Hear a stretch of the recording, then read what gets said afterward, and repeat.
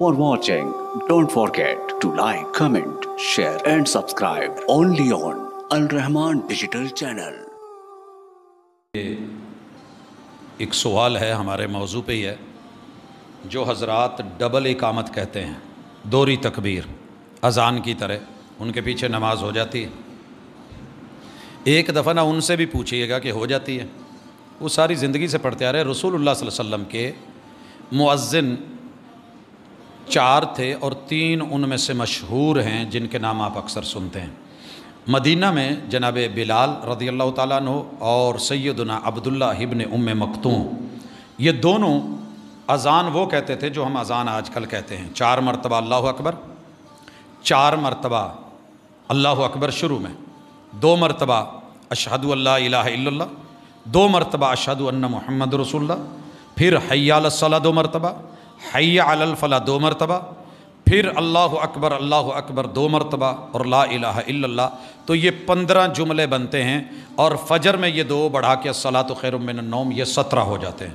تو یہ 15 جملوں کی اذان میں جو اقامت مدینے میں ہوتی تھی اور تھرو آؤٹ ہوتی رہی ہے، اور احادیث میں کتب میں موجود ہے اور رسول صلی اللہ علیہ وسلم کی موجودگی میں ہوتی تھی، وہ یوں تھی: اللہ اکبر، اشہد ان لا الہ الا اللہ، اشہد ان محمد الرسول اللہ، حی علی الصلاۃ، حی علی الفلاح، قد قامت الصلاۃ، اللہ اکبر، لا الہ الا اللہ۔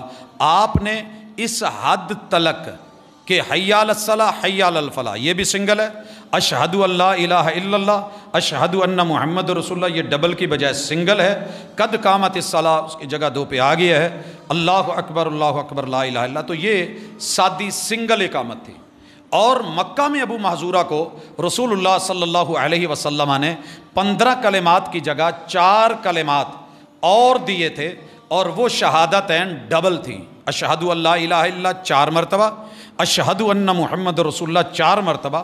تو جہاں 19 کلمات والی اذان تھی، وہاں میرے محبوب نے اقامت بھی دوہری رکھی ہے۔ اور مکے میں آج بھی اگر دوہری اذان کبھی ترجیح کے ساتھ ہوتی ہے تو اقامت بھی ڈبل کہی جاتی ہے، اور یہی ہمارا وتیرہ ہے۔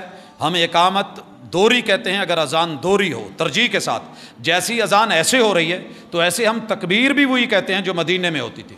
یاروں نے اذان مدینے کی لی ہے، تکبیر مکے کی لی ہے، تو ہم کہتے ہیں کہ دونوں میچ کر لیں۔ اگر دوہری کہنی ہے کوئی حرج نہیں، تو تکبیر دوہری کہنی ہے تو اذان بھی دوہری کہہ لیجئے، لیکن وہ اس کو مناسب نہیں سمجھتے، تو یہ ان کی مرضی ہے۔ نماز ہونا یا نہ ہونا یہ اللہ کے ہاتھ میں ہے۔ میں پڑھتا ہوں سنت کے مطابق، کوشش کرتا ہوں، پھر بھی پتہ نہیں میری ہوئی ہے کہ نہیں ہوئی، وہ اللہ نے قبول کرنی ہے۔ لیکن بہرحال اپنے مسائل کو سیدھا کرنا ضروری ہے۔ اللہ تعالیٰ ہمیں سمجھ دے۔